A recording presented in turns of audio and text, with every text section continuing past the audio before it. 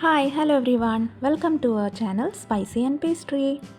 ഇത് നമുക്ക് ഈസി ആയിട്ട് ഉണ്ടാക്കാൻ പറ്റിയ ഒരു മിൻറ്റ് റൈസിൻ്റെ റെസിപ്പിയാണ്. അപ്പോൾ ലഞ്ച് ബോക്സ് റെസിപ്പിയാണ്. ഓഫീസിലേക്ക് കൊണ്ടുപോകാനോ അല്ലെങ്കിൽ കിഡ്സിന് സ്കൂളിൽ കൊടുത്തു വിടാനോ ഒക്കെ നല്ലൊരു ഐറ്റമാണ്.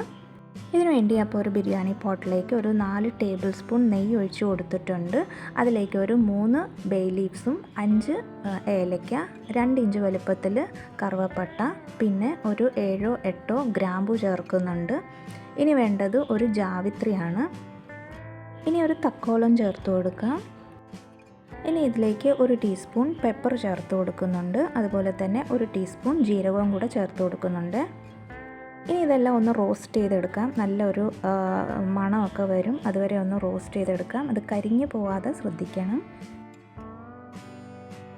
ഇതിലേക്ക് ഒരു 2 മീഡിയം സൈസ് സവാള ഇതുപോലെ ഒന്ന് അരിഞ്ഞിട്ട് ചേർത്ത് കൊടുക്കുന്നുണ്ട്. ഇനി ഒരു 4 പച്ചമുളക് എടുത്തിട്ടുണ്ട്, അതൊന്ന് കീറി ഇട്ട് കൊടുക്കാം.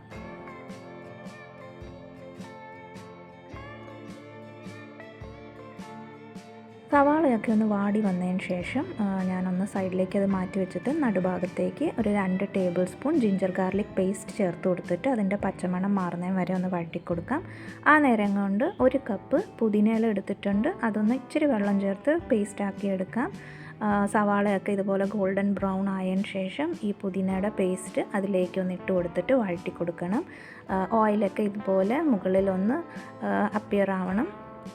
ഇനി ഇതിലേക്ക് ഒരു 3 ടീസ്പൂൺ ഉപ്പ് ചേർത്ത് കൊടുക്കുന്നുണ്ട്. അപ്പോൾ നിങ്ങളുടെ ഉപ്പിൻ്റെ പാകം അനുസരിച്ച് ചേർത്ത് കൊടുത്താൽ മതിയാവും. ഞാനിവിടെ 3 ടീസ്പൂൺ ഇപ്പോൾ തൽക്കാലം ചേർത്തിട്ടുണ്ട്. ഇനിയും ഒരു 3 ടീസ്പൂൺ ബിരിയാണി മസാലയും കൂടെ ഇട്ട് കൊടുക്കുന്നുണ്ട്.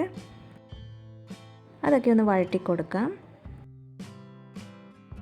അതിനുശേഷം നമുക്ക് വെള്ളം ചേർത്ത് കൊടുക്കാം. ഇപ്പം ഇവിടെ ഞാൻ 3 കപ്പ് ബസ്മതി റൈസാണ് എടുക്കുന്നത്. അപ്പോൾ അതിലേക്ക് ഞാൻ 6.5 കപ്പ് വെള്ളമാണ് ചേർത്ത് കൊടുക്കുന്നത്. ഒന്ന് കവർ ചെയ്തിട്ട് ബോയിൽ ചെയ്തെടുക്കാം.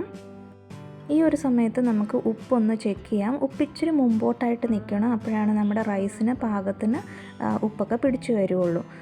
ഇനി ഒരു 3 കപ്പ് ബസ്മതി റൈസ് കഴുകിയതാണ്, അപ്പോൾ അത് ചേർത്ത് കൊടുത്തിട്ടുണ്ട്. പിന്നെ കുറച്ച് പുതിന ഇലയും കൂടെ ഇട്ട് കൊടുത്തിട്ട് അത് വേവിച്ചെടുക്കാം.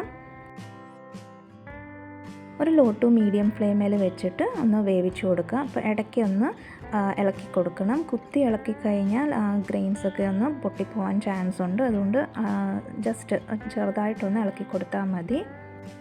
അപ്പോൾ ഇവിടെ നമ്മുടെ റൈസൊക്കെ കുക്കായി വന്നിട്ടുണ്ട്.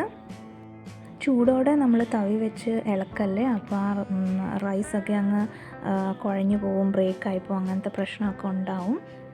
ഇനി ലാസ്റ്റ് കുറച്ച് പുതിനയില ചോപ്പ് ചെയ്തിട്ട് ഗാർണിഷ് ചെയ്യാൻ ഇട്ടിട്ടുണ്ട്. നിങ്ങൾക്ക് വേണേൽ ഈ സമയത്ത് ഒരു ടീസ്പൂൺ നെയ്യും കൂടെ ലാസ്റ്റ് ഒഴിച്ചു കൊടുക്കാം, നല്ലൊരു ഫ്ലേവറിന് വേണ്ടിയിട്ട്. അത് താല്പര്യമുള്ളവർക്ക് മാത്രം മതി.